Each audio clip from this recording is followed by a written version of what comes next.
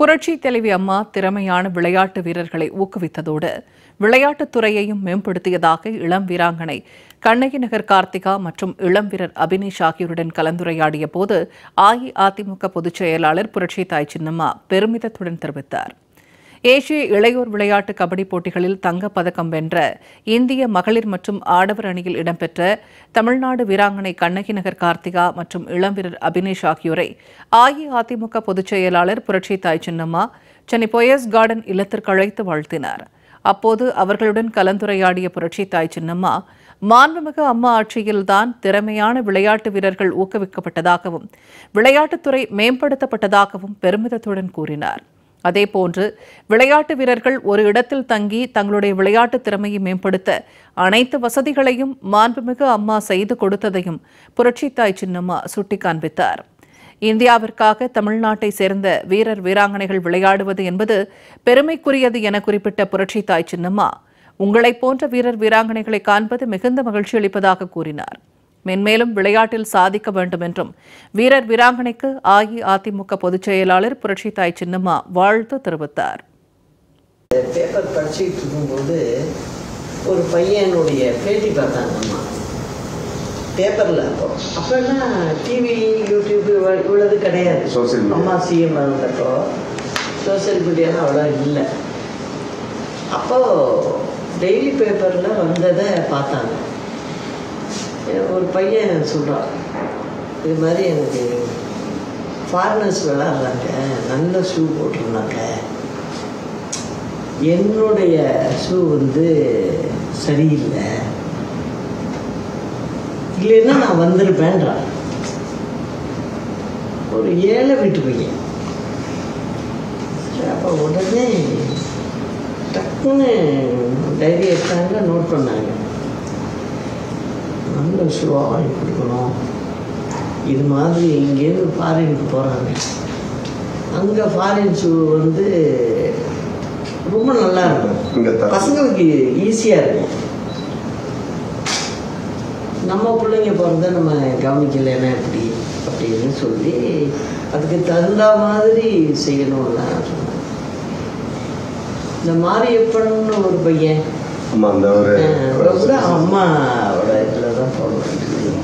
ஃபாரினில் போய் பிள்ளைங்க விளையாடுதுன்னா நம்ம ஊருக்கும் அவங்களுக்கும் உள்ள மெயின் ஷூ இல்லை, அதில் பெரிய பிரச்சனை வருது.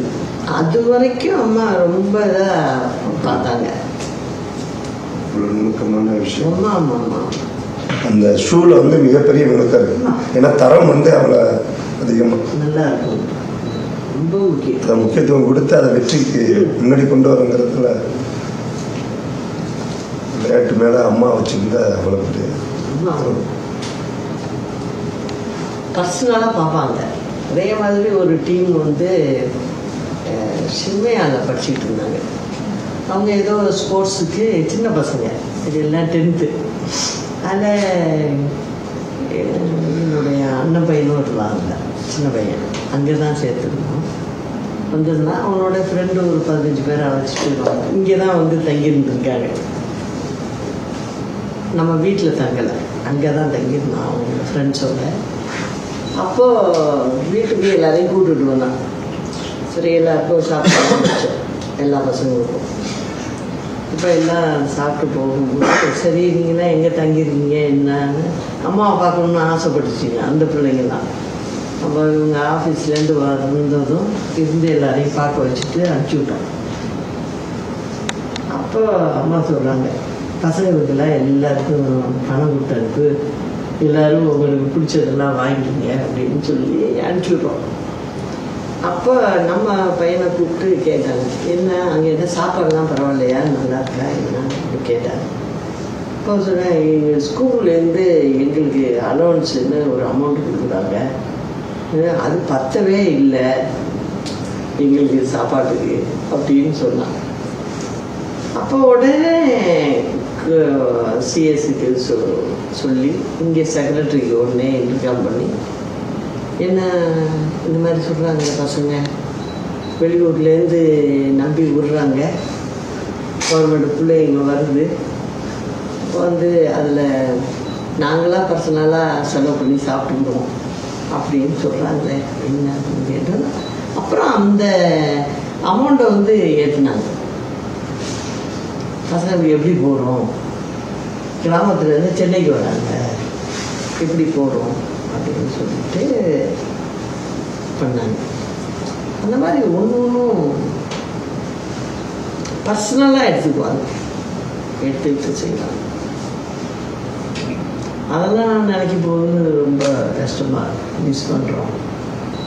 அந்த ஒரு சின்ன பையன் சொல்லிட்டான், சொன்னோன்னு டக்குன்னு அதை கேட்டார், நம்ம கவர்மெண்ட் என்ன கொடுக்குறீங்க. அது மாதிரி நிறைய விஷயங்கள் இருக்கு. இந்த போலீஸ் டாக் இருக்குல்ல, அதில் பார்த்தீங்கன்னா ஒரு குறிப்பிட்ட இயர் வரைக்கும் தான் அது ஒர்க் பண்ணும். அதுக்கப்புறம் அதை ரெஸ்ட்டில் வச்சிடும். இப்போ அதுக்கு ரிட்டையர்மெண்ட். அதுக்குன்னு படி இவ்வளவு, பிஸ்கட்னா இத்தனை பாக்கெட்டு, இது மட்டன்னா இவ்வளோ வெயிட்டு அப்படின்னு கொடுப்பாங்க. அது இருக்கும். அந்தந்த பேட்சில் உள்ளதுக்கு வந்து ஒரு கான்ஸ்டபிள் வந்து இன்சார்ஜ். அவங்க தான் அதை பார்த்துக்கணும். இப்போ ஒரு ட்ரெயினில் குண்டு வச்சுட்டாங்கன்றாங்க, அதுன்றாங்க. உடனே நம்ம என்ன பண்ணுறோம், அதை தானே கூட்டிகிட்டு போகிறோம். போய் எல்லாம் போய் பார்க்குது, கண்டுபிடிச்சி கொடுக்குது. எவ்வளோ உயிரை தப்பிக்க வைக்கிது இது. அதை செய்கிறது அது ஒரு வாயிலா ஜீவன். அப்படிங்கிறதுனால என்ன பண்ணாங்க, பர்சனலாக அதையும் எடுத்துக்கிட்டு இவங்களே போலீஸ் டிபார்ட்மெண்ட்டு வந்து அம்மா தான் சிஎம்கிட்ட தான் இருக்கும். அதுங்களுக்காக உட்காந்து என்னென்ன பண்ணிக்கிட்டு இருக்கீங்க, என்ன செய்கிறீங்க அப்படின்னு அந்தந்த ட்ரெயினரை கூப்பிட்டு பக்கத்தில் வச்சுக்கிட்டு கேட்பாங்க. கேட்டு அதுங்களுக்கு இவங்க என்ன பண்ணுவாங்க, அந்த ரிட்டையர் ஆகிடுச்சுன்னா அதை ரொம்ப சாப்பாடு இதெல்லாம் கவனிக்கிறாங்களா என்னன்னு தெரியாதுல்ல, யாருக்குமே தெரியாது, ப்ரெஸ்ஸுக்கு கூட தெரியாது. வார வாரம் கூப்பிட்டு கோட்டையில் பார்ப்பாங்க. அத்தனையும் கூப்பிட்டு எல்லாம் நல்லா இருக்கா, ஹெல்த்தியாக இருக்கா, இழைச்சி போயிருக்கா என்னன்னு கிட்ட ஒன்றையும் கூப்பிட்டு, அம்மாட்ட ரொம்ப பெட்டாக இருக்கும் எல்லாமே, கூப்பிட்டு எல்லாம் பக்கத்தில் வச்சு பார்த்துட்டு தான் அனுப்புவாங்க. அதனால் அந்த போலீஸுக்கே என்ன பயம் வரும், அம்மா எப்போ வேணாலும் கூப்பிடுவாங்க, பார்ப்பாங்க, நம்ம சரியாக பார்த்துக்கணுங்க அப்படின்னு வரும். அந்த மாதிரி நிறைய விஷயம் சொல்லலாம். யானைகள் முகாம் வந்து ஆரம்பித்தாங்க இல்லையா, அதுவும் அதே தான்.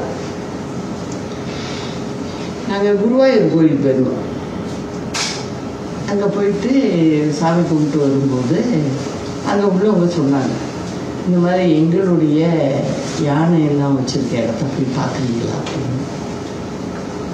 உடனே அவங்க சொல்கிறாங்க, நிறைய யானைகள் வந்து வாங்கி கொடுக்குறாங்க கோயிலுக்கு வேண்டுதல். அதெல்லாம் ஒரு பெரிய தோட்டம் வச்சு அங்கே இருக்குது.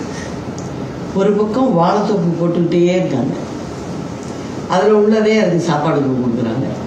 இந்த மாதிரிலாம் வச்சுக்கிட்டு இருக்காங்க. அப்போ அவங்க சொன்னாங்க, இவங்களுக்கெல்லாம் மதம் பிடிக்காமல் இருக்கணும், அதனால் என்ன செய்கிறீங்கன்னு அங்கே உள்ள டாக்டரை கூப்பிட்டு பேசினாங்க. நாங்கள் போயிட்டோம் அங்கே பார்க்குறதுக்கு. இப்போ அங்கே உள்ள டாக்டர் கூப்பிட்டு பார்த்து என்னென்ன செய்கிறீங்க, பராமரிப்பு என்னன்னு கேட்டாங்க. அப்போ அவங்க சொன்னாங்க, இந்த மாதிரி வந்து பொதுவாக வந்து அதுங்களுக்கு வந்து காட்டில் இருக்குது, நம்ம கொண்டு வந்து கோயில் அங்கே எங்கேன்னு தனியாக வச்சிடுறோம். அதனால் அதுங்களுக்கு ஒரு மாதிரி கோவம் வந்துடுது. அதனால தான் யாரையும் ஆளை போய் எதுவும் பண்ணுறது இதெல்லாம் செய்யுது. ஸோ அதனால் அதுங்களுக்குன்னு ஒரு டைம் உணரணும் அப்படின்னு சொன்னாங்க. இப்போ அம்மா என்ன சொன்னாங்க, யானைகள் அதிகம் இருக்கிறது கேரளாவில். நம்ம ஊரில் என்ன காட்டில் இருக்கும், நம்ம தனியாக வளர்க்குறது. அங்கே வீட்டுக்கு வீடு நம்ம மாடு வளர்க்குற மாதிரி வளர்க்குறாங்க. ஒரு வீட்டில் 1 2 இருக்கும். ஸோ அதனால் கேட்டதும் அப்போ நம்ம அனிமல் ஹஸ்பண்ட்ரிலேருந்து டாக்டர்ஸை அங்கே ட்ரைனிங் அனுப்புகிறோம். இப்போ மாடுனாக்கா எல்லா ஊர்லேருந்து இங்கே வருவாங்க, இல்லைனாக்கா குஜராத் போவாங்க, டாக்டர்ஸ் அனுப்புவாங்க கற்றுக்கிறதுக்காக. இப்போ யானைன்னு சொன்னால் நம்ம கேரளாவுக்கு தான் அனுப்பி ஆகும். நம்ம டாக்டர்லாம் அங்கே ஒரு பேட்ச் அனுப்பணும். அனுப்பி ஃபுல்லாக அவங்க அங்கே இருந்து 1 மாதம் அதை டெய்லி என்ன பண்ணுறாங்க எல்லாத்தையும் பார்த்துட்டு வந்தாங்க. அதுக்கப்புறம் இங்கே அம்மா மீட்டிங் கூப்பிட்டு, இல்லை இப்போ நம்ம இந்த கோவிலில் எல்லாரையும் யார் யார் மிதிச்சிடுது, ஏதோ பண்ணுது, அதனால் வருஷத்தில் 1 மந்த்து அதுக்கு ரெஸ்ட்டு கொடுத்து நம்ம ஊட்டிக்கு கொண்டு போயிடலாம், கொண்டு போயிட்டு அங்கே ஃப்ரீயாக விட்டுருவோம் எல்லாத்தையும் அப்படின்னு சொல்லி. அப்படி தான் நாங்கள் அந்த ஊருக்கு போனதுனால அது தெரிஞ்சுக்கிட்டோம். அதுக்கப்புறம் அங்கே போய் எல்லா கோயில் யானையும் அனுப்ப ஆரம்பித்தோம். அதில் பார்த்தீங்கன்னாக்க இது முஸ்லீம் இதில் ஒரு 2 யானை அவங்க கோயிலில் வச்சுருந்துருக்காங்க. அப்புறம் அவங்க கேட்டாங்க, என்னங்க எங்கள் யானையும் விடலாமா?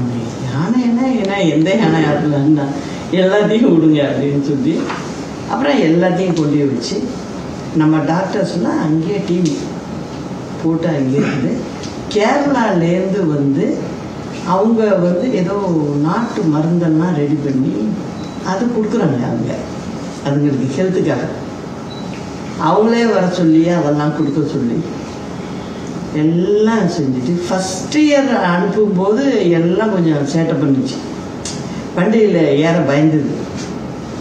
நெக்ஸ்ட் இயரு கரெக்டாக வண்டி வந்துட்டோம் அதை போய் ஏறிடுச்சான். அப்புறம் அங்கே கொண்டு போய் வச்சு 1 மந்த்து அப்படியே நம்ம லேக்லேயே சும்மா விட்டுறது, அந்த தண்ணியிலே போய் குளிச்சுட்டு அப்படியே வர்றது. அதுங்களுக்கு ட்ரீட்மெண்ட்டு காலில் நகம் பேர்ந்துருக்கும், இந்த மாதிரிலாம் இருக்கும். அது சொல்ல தெரியாதுல்ல, அதனால் அதையும் அவங்க எல்லாம் செக் பண்ணி அனுப்புகிறாங்க.